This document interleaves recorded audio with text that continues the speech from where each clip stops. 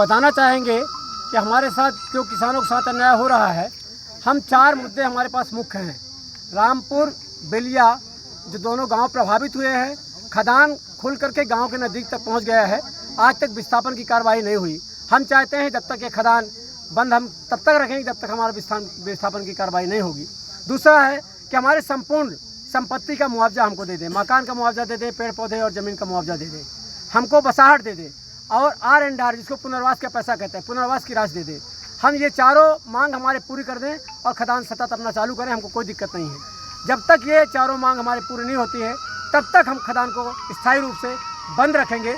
और मुख्य रूप से मैं बताना ये चाहता हूँ कि जितने बार अभी लगभग 42 से 43 बार हम लोग धरना प्रदर्शन आंदोलन ज्ञापन कर चुके हैं, हर बार प्रबंधन इस तरह से मौन होकर बैठ जाती है। 4:30 बजे से हम लोग बैठे, प्रबंधन की कोई भी व्यक्ति, एक चौकीदार तक हमसे बात करने के लिए नहीं आया है और लगातार हमारे सिर के ऊपर ब्लास्टिंग हो रही है, पत्थर हमारे सिर के ऊपर आ रहा है।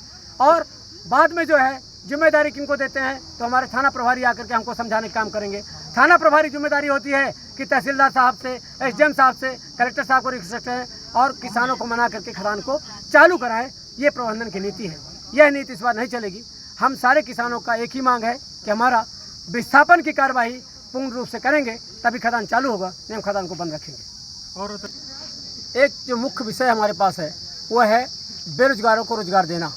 हम लोग 2 तरह के रोजगारों की बात कर रहे हैं। एक तो जिन किसानों का ज़मीन गया है उन आश्रितों को रोजगार अगर मिल जाता है, और साथ साथ जिनके पास बिल्कुल ज़मीन नहीं है, आज जितने तरह की कंपनी यहाँ आया है, चाहे वो ढोलू कंपनी की बात करें या कोल बासुरी की बात करें या अन्य जो कंपनियाँ आई हैं, इस कंपनियों में लगभग यहाँ 500 से 600 लोग बाहर के रोजगार कर रहे हैं और यहाँ के बेरोजगार युवक आसपास घूम रहे हैं।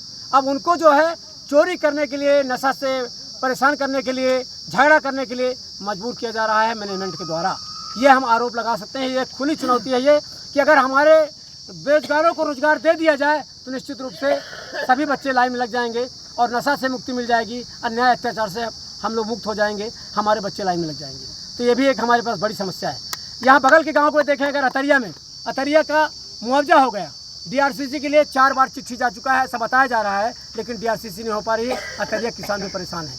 बेलिया के संपूर्ण आदिवासी बहुल गांव हैं, 99% आदिवासी हमारे गांव में रामपुर बेलिया में हैं, लेकिन आदिवासियों के लिए ऐसा कोई सी योजना प्रबंधन या प्रशासन नहीं सोच पा रही है और ना इस तरह से कोई योजना लागू अभी तक हुआ है कि ऐसे जिनके पास ज़मीन नहीं है ऐसे गरीब आदिवासियों के लिए भी हम कुछ स्वरोजगार योजना चला करके और उनका रोजगार देकर उनको मुक्त किया जाए।